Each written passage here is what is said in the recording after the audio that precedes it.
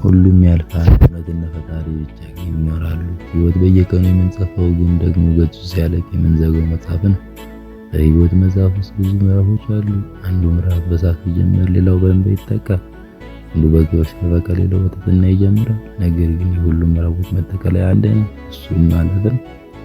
ስንቱ አለፈ፣ የቆጠርናቸው ዓመታት ብቻ ሳይሆኑ የተሸከምናቸው ስሜቶችም አልፈዋል። የደረሰብን ክህደት ልባችን ሰብሮት ሊሆን ይችላል። ነገር ግን ያም ክህደት ዛሬ ትላንት ሆኗል።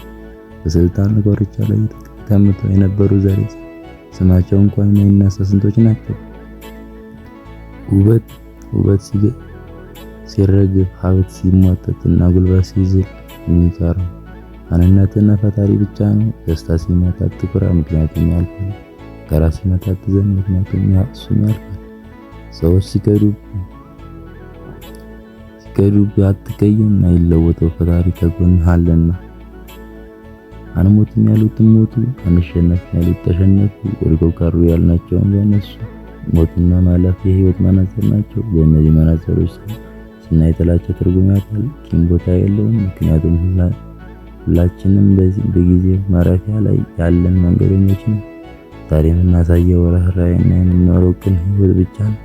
ማይለወጥ አሻራችን ትላንት ታሪክ ነው፣ ዛሬ ምስጢር፣ ነገ ምስጢር ነው፣ ዛሬ ግን ስጦታ ነው። ዛሬን በሙሉ ሰላም ነው፣ ነገን ለፈጣሪ ስጥ፣ ትላንት ደግሞ ምስጋና ሽሽ። የላላፈ ያለ ምን ነው?